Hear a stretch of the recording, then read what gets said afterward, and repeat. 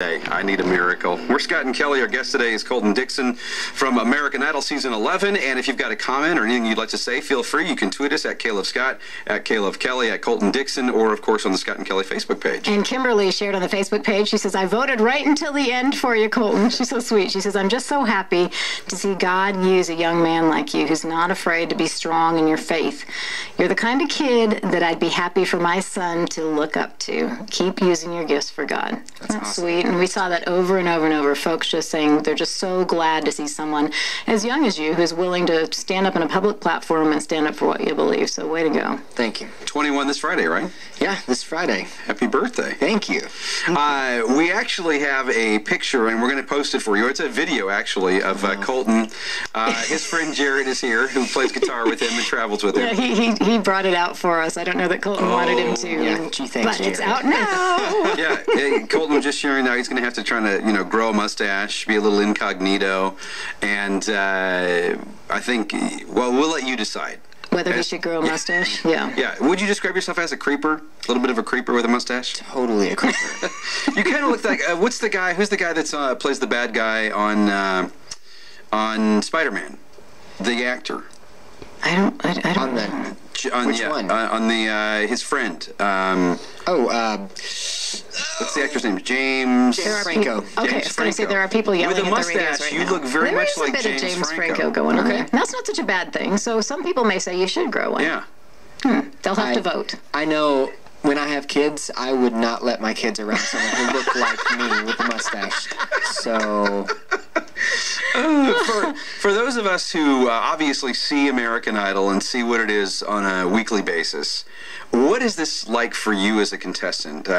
Because I would imagine to get what you guys get on TV in those couple, 3 hours every week, there's a lot of work that goes on behind the scenes to make sure that the show comes off the way it does. Yeah, I'll just give you a little synopsis on what a week looked like. It actually starts really Thursday. Thursday is the elimination day, but we're already choosing songs and singing songs for the next week for the producers.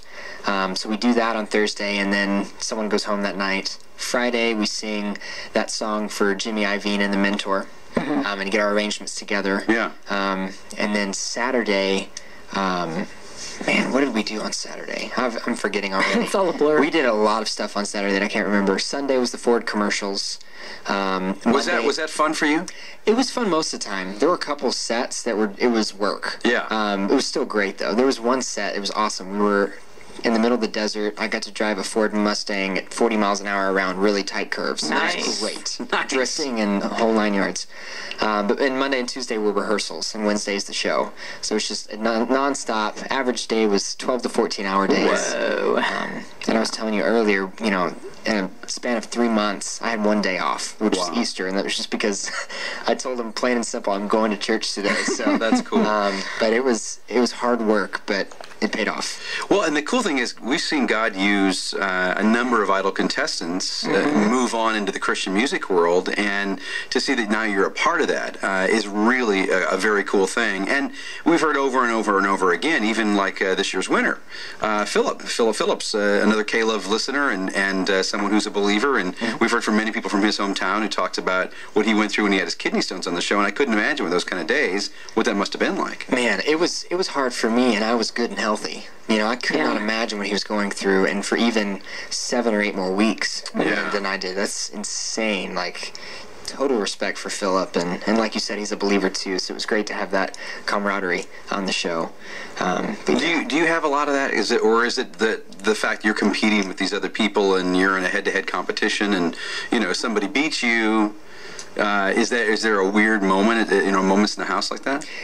To us, it wasn't a competition at all. We were a really close-knit family, and it really was terrible to lose someone every week. It was hard, no matter who it was, it was just, it made it that much harder, and you look around and there's one less person in the room, and it looks like you've lost just a ton of people.